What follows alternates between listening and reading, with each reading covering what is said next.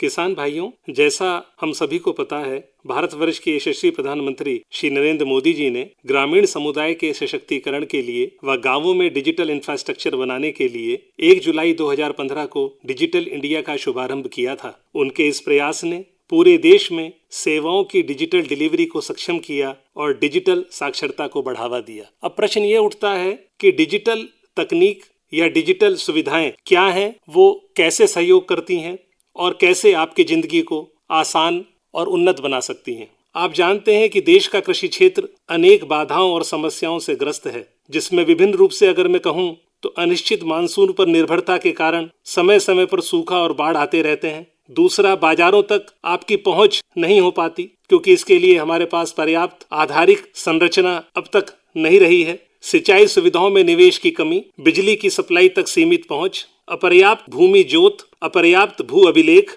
और अगर हम जो उपज ले पा रहे हैं उसका प्रसंस्करण और विपणन यानी फूड प्रोसेसिंग और उसका डिस्ट्रीब्यूशन वो नहीं हो पाता। हमें अच्छे गुणवत्ता वाले बीज नहीं मिल पाते। हमारे कीमतों में अत्यधिक हस्तक्षेप होता है और देखा जाए तो उर्वरक उद्योग में भी मंदी रही है। कृषि के लिए कोई इंस्टीट्यूशनल क्रेडिट, संस्थागत ऋण नहीं दिखाई पड़ते और सबसे बड़ी बात, हमारी जनसंख्या और बेरोजगारी तथा आधुनिक तकनीकों को अपनाने के लिए या तो हम उस तकनीक से अनभिज्ञ हैं या अनिच्छा है, हमारी इच्छा नहीं है, जिसमें निरक्षरता का बहुत बड़ा कारण है। इसलिए सबसे बड़ी बाधा अगर देखा जाए तो हमारे सामने है नवीनतम विकास के बारे में जानकारी ना होना। ये सबसे बड़ी बाधा है। जैसा आप सबको पता है भाइयों, देश की एक बहुत बड़ी आबादी गाँवों में रहती है और कृषि बहुत बड़ी जनसंख्या के लिए आजीविका का मुख्य स्रोत है। इसलिए भारत में डिजिटल कृषि की भूमिका पर ध्यान देना बहुत जरूरी हो जाता है। अब डिजिटल कृषि यानी अंकीय कृषि, आंकड़ों पर आधारित खेती कृषि क्या है, मैं बहुत सामान्य रूप से बताना चाहूंगा। सुरक्षित, पौष्टिक और किफायती भोजन उपलब्ध कराने के साथ ही खेती को सामाजिक, आर्थिक और पर्यावरण के अनुरूप लाभदायक और टिकाऊ बनाने के लिए सूचना प्रौद्योगिकी यानी इंफॉर्मेशन टेक्नोलॉजी का इस्तेमाल करना ही डिजिटल कृषि कहलाता है। फिलहाल पूरे विश्व के सामने एक बहुत बड़ी समस्या है और वह है खाद्य सुरक्षा, यानी दुनिया के हर व्यक्ति को आहार मुहैया कराना। कुछ सालों पहले तक हमारे किसान भाई पुराने पारंपरिक तरीकों से खेती करते रहते थे। उनके पास इतने साधन और सुविधाएं नहीं थी कि वे खेती में नए प्रयोग कर पाएं या खेती में होने वाली समस्याओं से निपट पाएं। लेकिन पिछले कुछ समय में जिस तरह किसान डिजिटली सक्षम हुए हैं, उससे कृषि क्षेत्र का काफी विकास हुआ है। इसीलिए हाल में ही आप सब लोग एक नया टर्म डिजिटल एग्रीकल्चर इसको सुन पा रहे हैं और ये चलन में आ गया है। डिजिटल एग्रीकल्चर यानी फसलों की पैदावार बढ़ाने और खेती को सक्षम व लाभदायक बनाने के लिए आधुनिक तकनीकों और सेवाओं का इस्तेमाल करना।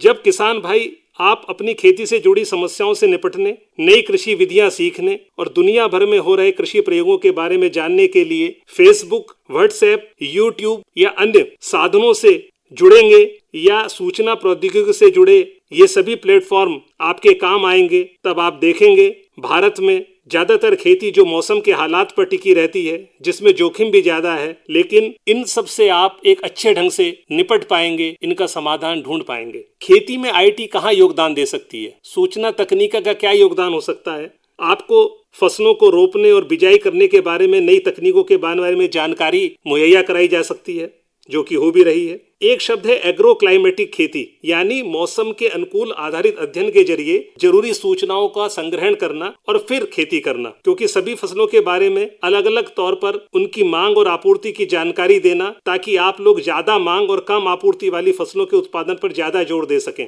फिर फसलों से जुड़े रोपण, बीज शोधन, कटाई आदि के बारे में जानकारी आपको मिल जाएगी। डिजिटल एग्रीकल्चर आपको ये भी बताएगी कि किस मूल्य पर किस बाजार में फसलों को बेचा जाए।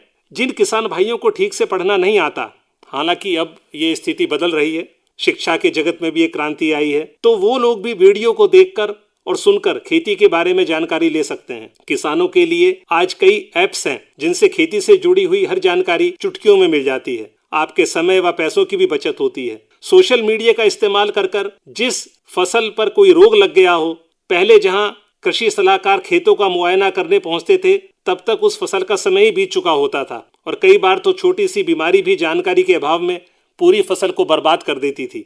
लेकिन अब आप अपनी समस्या को भी चुटकी में सुलझा सकते हैं। भारतीय अर्थव्यवस्था में कृषि क्षेत्र को सबसे प्रमुख माना जाता है भाइयों। भारत गेहूं, चावल, दालों, मसालों आदि का सबसे बड़ा उत्पादक देश है। इसलिए आप सब लोग कृषि में सुधार लाने हेतु इन क्षेत्रों की तरफ ध्यान दें और इनकी भूमिकाओं को समझें।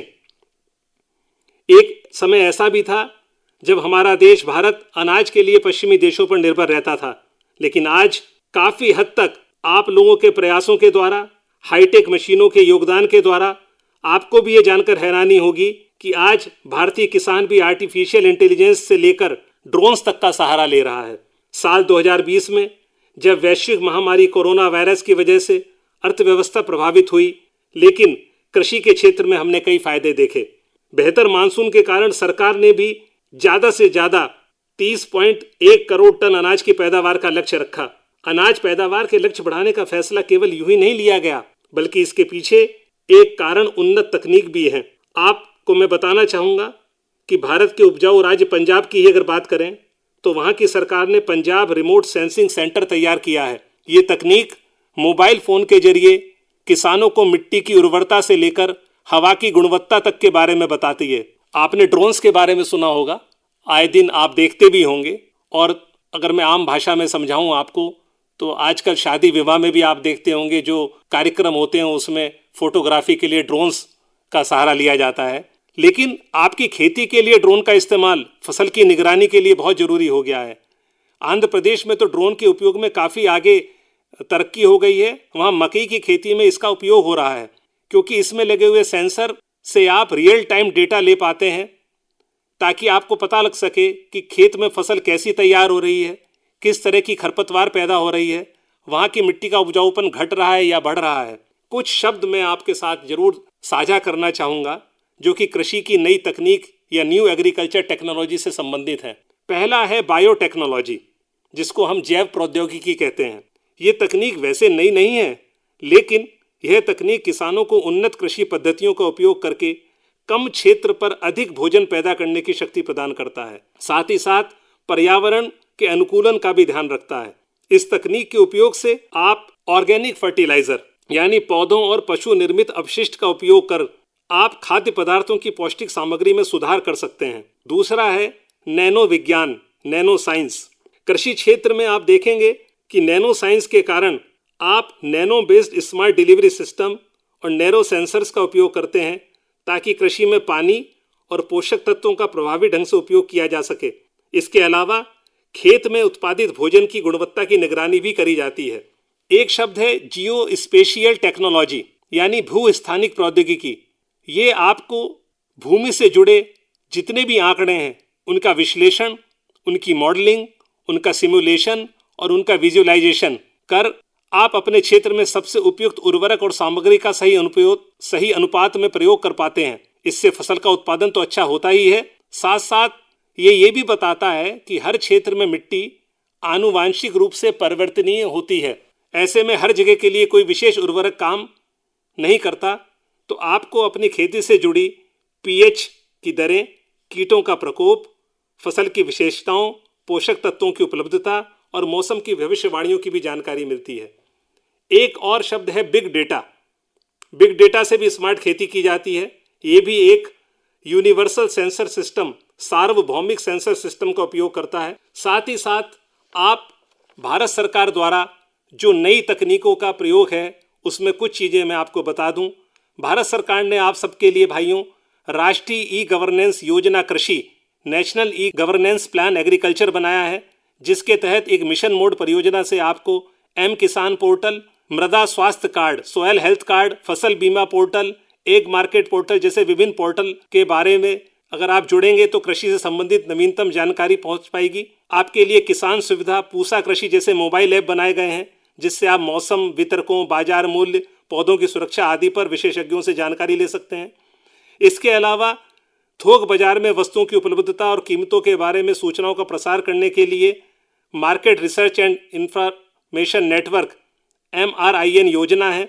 इंडिया मेटीरियोलॉजिकल डिपार्टमेंट, भारत मौसम विज्ञान विभाग ने आपको कृषि मौसम सेवा परियोजना के अंतर्गत चक्रवात, ओलावृष्टि आदि जैसी चरम घटनाओं के लिए SMS अलर्ट भेजने की सुविधा रखी है।